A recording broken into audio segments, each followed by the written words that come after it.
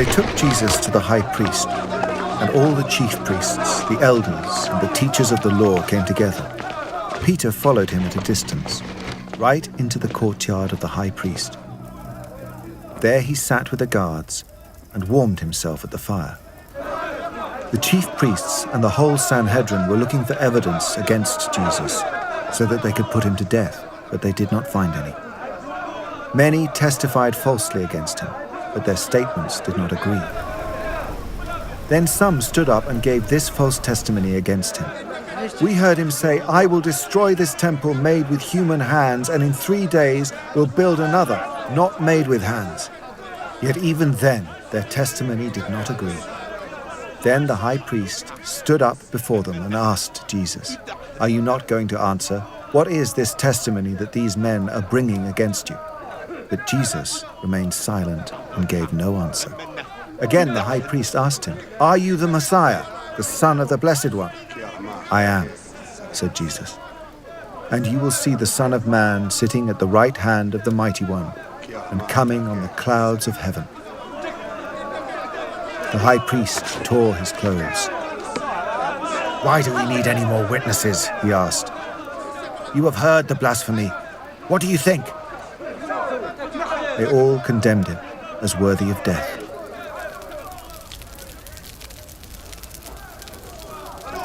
Then some began to spit at him. They blindfolded him, struck him with their fists, and said, "Prophesy!" And the guards took him and beat him. I heard something that really resonated with me when I was a young teenager. Somebody said to me one time, "If you were put on trial for being a Christian, would there be enough evidence to convict you?" Now, I haven't heard that in the church for a long time. I've noticed that things come and go, but that was something that was often bandied about when I was a kid. And I think it's really a powerful kind of question because it really gets to two things.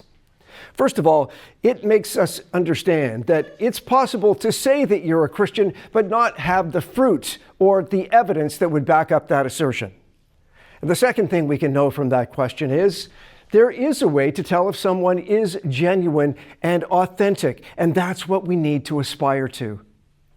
Because we know that one of the great harms that happens to the church is when hypocrisy and inauthenticity gets in the way so that people can't see Jesus because they're too busy looking at what we're doing that we shouldn't be doing, or what we're not doing that we should be doing. And so if it is a case where it's possible to know if someone is living the life to which we've been called, the big question becomes, what about you? What about you? Hopefully, if someone were to put you on trial for your faith, you would get a much better shake than Jesus is going to get in the Gospels. Now, I'm not going to pick this apart. We could spend 3 weeks talking about all the irregularities and the trials of Jesus when he comes before the authorities. But I want to give you just a little bit of a skeletal idea as to what's going on, because I think it does have some relevance for us. First of all, the trial of Jesus has 6 different and distinct phases, 3 in front of the Jewish authorities and 3 in front of the Romans. And so Jesus is arrested after he's in the garden. And then he's taken in, and the first thing that happens is he is taken to a man named Annas, who used to be the high priest. Now, the high priest is a very, very powerful position in the Jewish nation. The high priest was the leader. He was in charge of all the religious practice. And so he guided what was going on in the temple, which was the center of all things. And then he was also very much a liaison, a mediator between the Jews and the Romans. So it was a hybrid position. There was a political aspect, and there was very much a religious aspect as well. So Annas, even though he's not the high priest at the time, is the first one that Jesus is taken to. And that tells us that he is still the power behind the throne. There's something about this man that has credibility and authority. And so Jesus is taken there first. Also, we know that he's taken there at night, which was absolutely illegal. If you were going to be tried under the Jewish system, you had to have that happen with full disclosure in the daylight. And there's a reason why that didn't happen with Jesus. They take him to Annas. We're not told anything in Mark about what happens there. We're just told that it happens. And then after Annas is done with Jesus, and obviously he reaches a full verdict right away that Jesus is guilty. Of course he's guilty. He's guilty of blasphemy, making himself equal with God. And as soon as that determination is made, then Jesus is sent to Annas's son-in-law, who's the current high priest, and his name is Caiaphas. Caiaphas. Now, that we have a record of. That's what we're going to get into in Mark and what you saw in the video. But after Caiaphas, there is a hearing before the whole Sanhedrin, which was a 70-member council of the Jews. They were the religious leaders, all the people of influence and power who came together to rule on mostly religious things, but sometimes even civil matters. So Jesus is brought before them. And again, Mark doesn't tell us anything about what happens there. But when they're done with Jesus, and of course all the Jewish authorities decide that Jesus is guilty as charged, then he goes to Pilate, who is the Roman governor. And the reason for that is the Jews have a measure of authority. They have a bit of autonomy, but they do not have the right or the privilege or the jurisdiction to practice capital punishment. And they want this man dead. And so if they're going to kill Jesus, they have to get the Romans on side. And that's why after they're done with Jesus at the Jewish level, they send him to Pilate.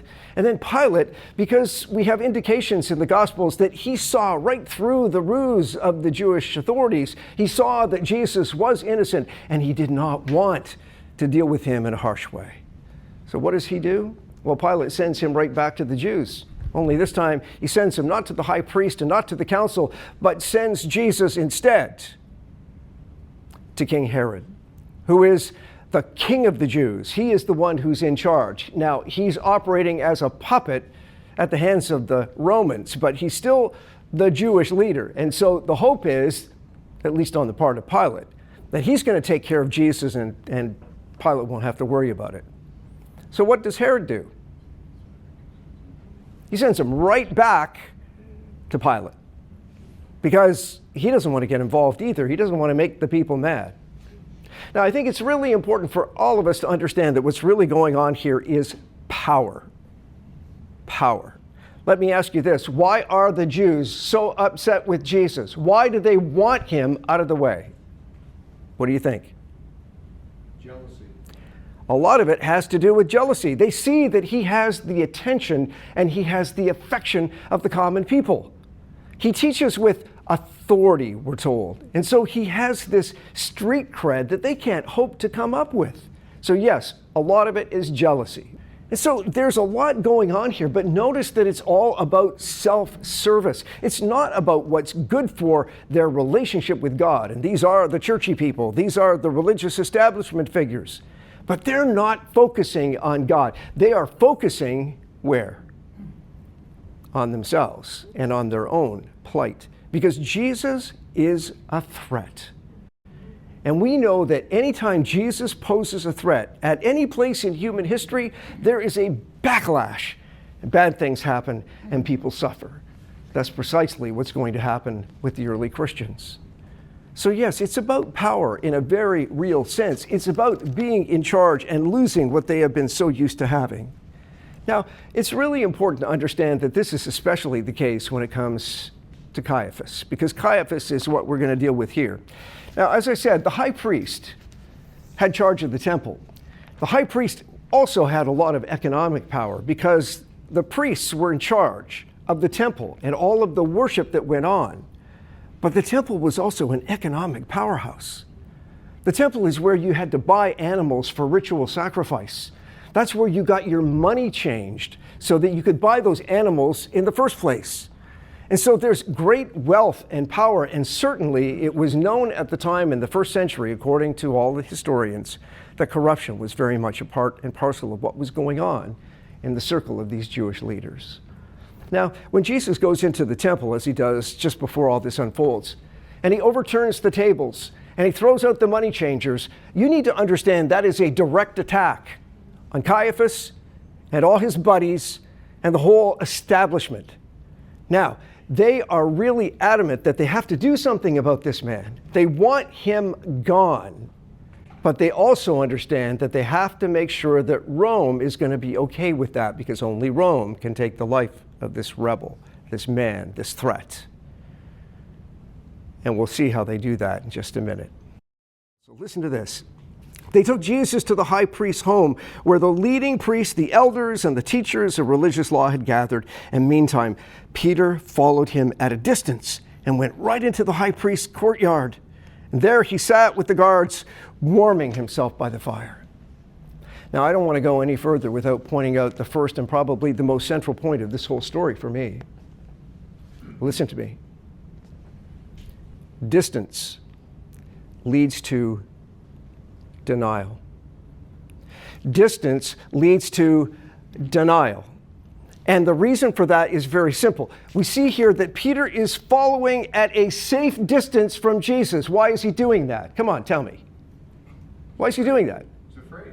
Yeah, he's afraid. He knows that if he gets too close, he's going to get caught up in all of this and things are going to go badly. Now, Jesus has already been talking about how he's going to be martyred. So I think these men have some sense as to what the stakes are. But I want you to think about this. How would things have been different for Peter had Peter found the guts and the gumption to stay with Jesus? To follow him not at a safe distance, but to be fully committed. Do you think maybe that would have made a difference in his ability to withstand the temptation to betray his friend and his Lord? I think it's common sense. And so I think the lesson for us here is very simple. If you follow Jesus in your life at a safe distance, there will be one outcome. If you stay close to Jesus, even and especially when the chips are down and things are tough, that will lead you to a completely different outcome. And so my question is, why do people, including us, why do we follow Jesus at a safe distance, and what does that look like in our lives? Jesus said, if you're ashamed of me, then I'll be ashamed of you when I come back in all my glory. So we have to be careful, I think, not to be arrogant and not to be proud, but to be upfront and to be clear about who we are and where we stand with all things faith-related. It's not a time to be shrinking back. It's a time to be gentle and respectful, because that's how Peter frames it. You know, when people come to you and they ask about the hope you have, you need to tell them who you are, what you think, and how you live, but you need to do it with humility and with gentleness, because we belong to Christ. But the minute that translates into any semblance of arrogance or superiority or judgment of other people, that becomes more harmful than beneficial. And we need to be very, very careful of that. Why do we follow Jesus at a distance? That's it. And it will cost you. It may be popularity. It could be approval. Maybe you're not going to get that promotion. There could be any number of things. And look, you know me well enough to know that I don't really buy into this martyr complex. Yes, it's tough to be a Christian today, but guess what? We live in a land which is not a Christian nation. And if you think that's wrong, I'd be glad to discuss that with you later. But there is no sense in which Canada was even intended to be a Christian nation the way that some people want it to be now. What we know is, in this land, Christians must have the same rights as everybody else. We don't get any rights everybody else doesn't have, but we have the right to have the same rights as everybody else. And so if that means we need to stand up for that, then all well and good. But we need to be careful that we're not taking things too far and thinking that we're being put upon because we have lost the superiority or the privilege that we once had. And you know, I think we need to be careful when we judge other people who do back off and back away from Jesus, because I don't know about you, but I've certainly done that lots of times myself. My understanding of my failure, my weakness, I hope has given me a sense of humility that says, okay, I can cut some slack for people who I think maybe won't stand up and won't stand out. You know, if you're young and you're inexperienced with faith, it's not a natural thing for you to know how to do. I think sometimes we have to be careful not to judge people too harshly, but to still expect that if you're a Christian, then you are going to be able to have the courage of your convictions and to stand firm. And sometimes, yes, to stand out. You know, it's like whack-a-mole. You put your head up, sometimes somebody with a mallet's going to come by and try to knock you out.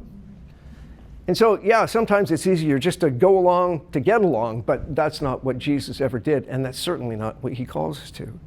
We need to make sure that we stay close. And how do we stay close to Jesus? Well, by having that wonderful, consistent, intimate, personalized relationship with him that means we share his values, his attitudes, his priorities. When we are worried about the things he worries about, when we're heartbroken over the things that break his heart, when we're just like him, then good things happen.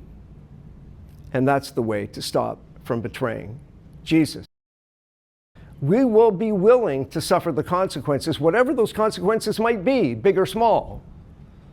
But if you stay at a safe distance, you are vulnerable to just backing away the first time everything really gets hard. So we need to think about that, and we need to be careful about that. Peter's first mistake is following at a distance instead of staying with Jesus and suffering the consequences. Not that I blame him. I think I would have been right there with Peter. Matter of fact, I probably wouldn't even have been close as Peter was. You'd find me hiding out in the garden somewhere with everybody else. What happens here, though, is that there are consequences. He's there, he's in the courtyard, he's made it that far, he's with the guards, he's warming himself by the fire.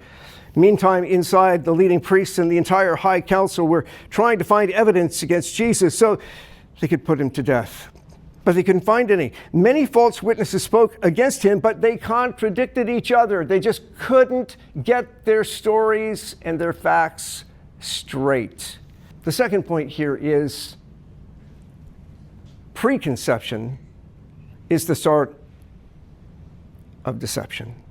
Preconception is the start of deception. In other words, when you have preconceived ideas about anything, but especially about faith, if all you can see is what you grew up with, or what you've been taught, or what you've always assumed, then you're not teachable, and you're not going to grow, and you can't hope to have an honest dialogue with anybody else. And that was exactly the problem with these religious authorities. They had a version and a vision of who and what the Messiah was going to be, and that's all they could see. What did they expect? What was the Messiah going to do? He was going to throw out the Romans, right? Jesus comes along, he says, no, my kingdom is not of this world. When he starts to talk about dying and going back to his Father, they just don't know what to do with this, but it doesn't match anything that they have thought or that they've taught. And so they automatically dismiss him. And that's why Jesus ends up in the predicament that he does. And I wonder, how often is it that you and I, when we enter into discussions with people about anything, but yes, especially about faith, I wonder how often it is that we're really truly open, or are we just waiting to defend the position we've always held? Now, I'm going to submit to you that if you're sitting in this room today and you've never had to change your mind about anything theological, especially if this has gone on for decades, that's a red flag for me. I've had critics in the past accuse me of being inconsistent, and my answer to that is, well, yes, I have changed my position, my mind on some of these issues, but I like to think that's because God can teach me a thing or two. So I'm just imploring you to be open and honest about how you process what you believe, and to be open to new perspectives, new ideas, and new insights, sometimes from people that you could never dream would be able to teach you anything. I think if the high priest and all of his minions had had the ability to see Scripture in a different way, from a different vantage point, then they would have seen that so much of what was right in front of them made absolutely sense, but their past shackled them and prevented them from moving into their future. The same thing will happen to us if we're not careful. Preconception having all this figured out, deciding, all right, I'm done, I've arrived, that's it, leads to deception. And if it doesn't lead to deception, it certainly leads to stunted growth. Here's the problem, though. They're not about to give Jesus credit for anything. They just want him out of the way, and what they have to do is to prove somehow that he has broken Jewish law. And so what they hone in on is this idea that Jesus claims to be the Son of God. That's point number 3, declaration.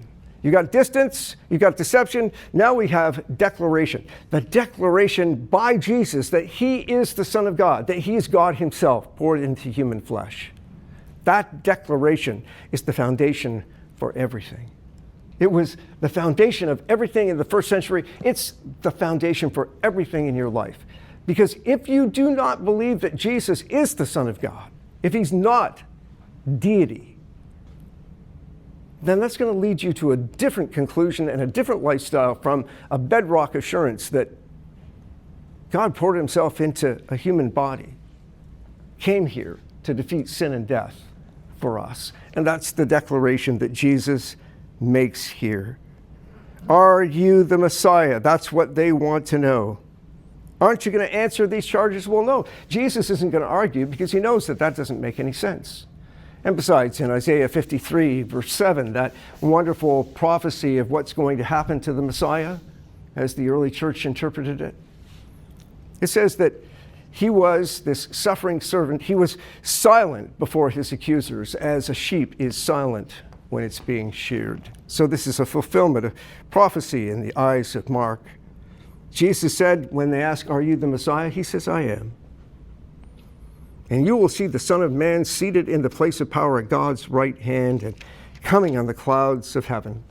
So he's not being wishy-washy. He's not being coy. He's being absolutely forthright about his identity and his purpose and his destination. And if Jesus really is the Son of God, then you have an identity, you have a purpose, and you have a destination. That's what this is all about.